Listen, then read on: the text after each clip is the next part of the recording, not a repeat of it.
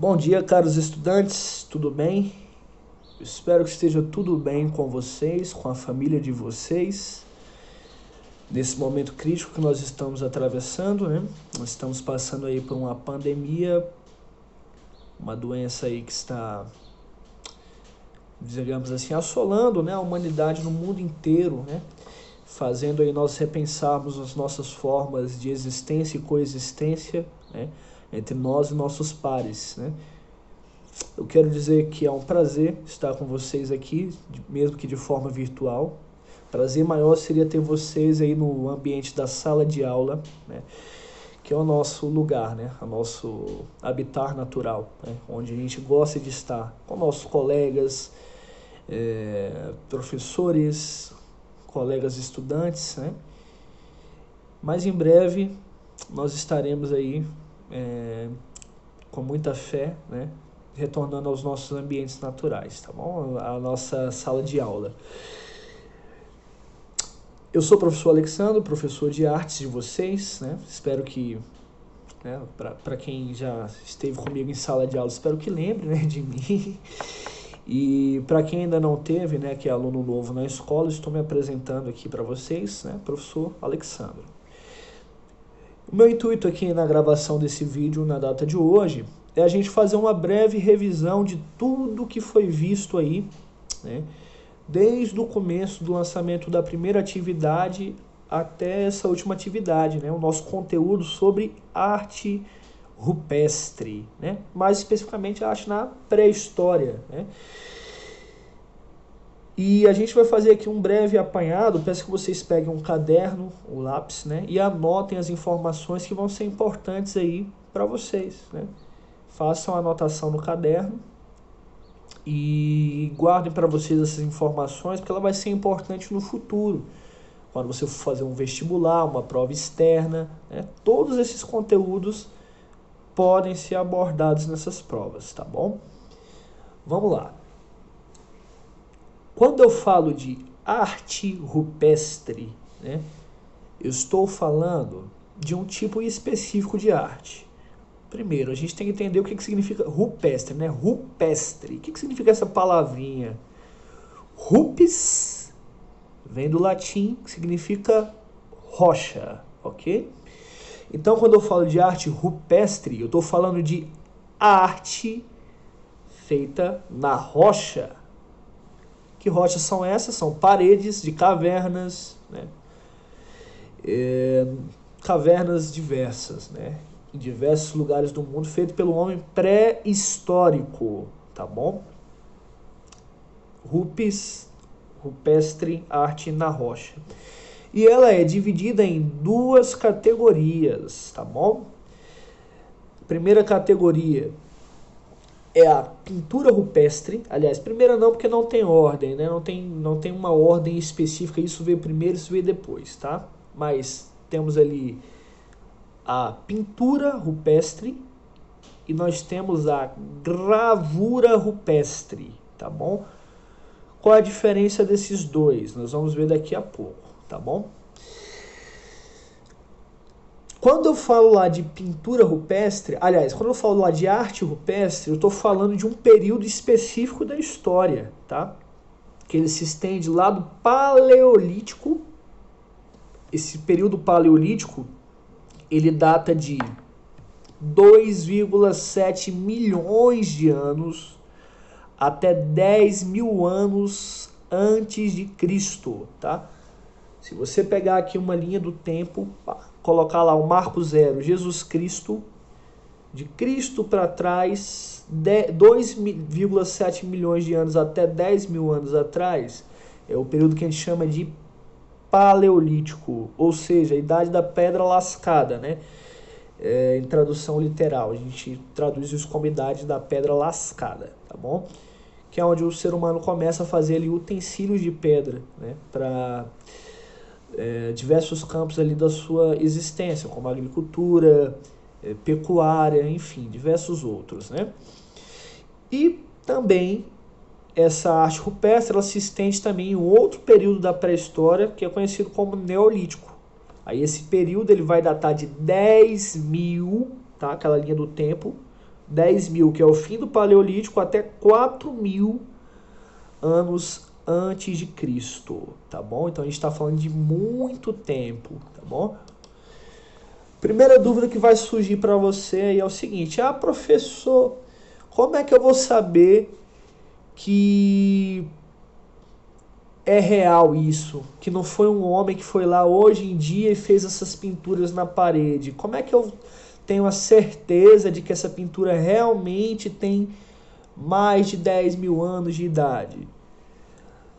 Nós temos hoje em dia o apoio, né, além dos historiadores que fazem esse tipo de pesquisa, nós temos também os arqueólogos, né, que são responsáveis pelo estudo de cavernas, né, responsáveis pelo estudo de fósseis, responsável pelo estudo dessas pinturas, né, através de coleta dos materiais utilizados na pintura e estudos laboratoriais. Eles têm como saber mais ou menos a idade aproximada de cada uma dessas pinturas. Note, idade aproximada.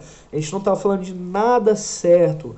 Não tem lá, por exemplo, a pintura de um bisão na parede e embaixo a assinatura do artista. Olha, feito em tanto de... Não tem essa informação, né? Então a gente vai sempre trabalhar com informações aproximadas, tá bom? Então, o primeiro registro de pintura rupestre, tá? Quando eu falo de pintura, né? Vamos lá, vamos começar com essa diferenciação. Pintura rupestre e gravura rupestre, tá? Pintura rupestre é o seguinte: quando a gente fala de pintura, a gente está falando de, né, eu ter um pincel e pintar, né? Gravar com tinta aquela informação que eu quero, né? Para os homens pré-históricos, essa tinta era feita de pigmentos naturais. Carvão, plantas, sangue, fezes de animais, fezes humanas, ok? Tudo isso era utilizado como tinta, né? Como pigmento natural para a reprodução e para o feitio ali das pinturas rupestres, desculpa. Das pinturas rupestres, ok? Quando eu falo de gravura rupestre, né, eu estou falando de gravação em relevo. Gravação em relevo daquela informação na rocha. Aí eles vão ter um material que é semelhante ali a uma estaca, né? Todo feito de pedra lascada também. A gente está falando do período ali paleolítico, né? Uma espécie de estaca com um martelinho, né? Que eles tinham lá na época, uma pedra, enfim, algo do tipo. E faziam as incisões ali, né? As gravações na pedra em forma de relevo, né? E permitiam ali fazer uma outra estética de arte, né? Também na rocha, ok? Então, quando a gente vai falar de pintura rupestre, que é essa feita com pigmentação natural de tudo quanto é tipo, né? A primeira pintura rupestre que surge é a mãos em negativo. Vou mostrar aqui para vocês. Esse desenho aqui, inclusive, vocês vão se identificar com aqueles desenhozinhos lá do primário, ó, tá vendo? Quando a gente pegava um lápis, fazia um contorno, fazia contorno com tinta guache, fazia essas mãozinhas aqui, ó. Esse aqui é considerado o primeiro registro de pintura rupestre do ser humano. Olha só, um desenho tão simples que é a gravação das informações da sua mão, né, na parede. Aqui a gente já tem mais ou menos uma noção de como é que era, né? Inclusive em graus de evolução, isso é muito importante a gente falar, né? Porque aqui a gente já entende como era a mão do ser humano. Ó. Polegar opositor, que fazia com que ele tivesse a habilidade superior aos outros animais, né? Mesmo que sejam ali animais primitivos, né? Dado o grau de evolução, né? São nossos ancestrais mais primitivos, mas eles têm essas características muito bem denotadas aqui nessa pintura. Está falando aqui de 30.000 anos antes de Cristo. É a data do registro dessa primeira pintura. 30.000 anos antes de Cristo. Aí a gente não pode confundir isso, né? Ah, mas ela foi feita no período paleolítico, então essas pinturas elas têm exatamente 2,7 milhões de anos de idade. Não é assim que funciona. A primeira pintura descoberta tem 30 mil anos de idade antes de Cristo, tá bom? Certo. O que eu noto ali presente na pintura rupestre do período paleolítico, ali logo para o final, e no início ali do período neolítico? O homem começa a retratar a si mesmo, né, e ao seu cotidiano. O que isso quer dizer? O homem passa a retratar as suas danças, os seus rituais. Ele passa a retratar caçadas, guerras, brigas. A gente tem registro de pinturas rupestres que dá conta também de seres imaginários, ou seja, seres que seriam possíveis divindades, né? Deuses cultuados por aqueles homens naquela época. Temos imagens também que denota ali uma possível escolarização, ou seja, utilizavam-se das cavernas e das pinturas para fazer o que a gente faz hoje na nossa sala de aula. Então, a forma de retratação ela é muito objetiva, né?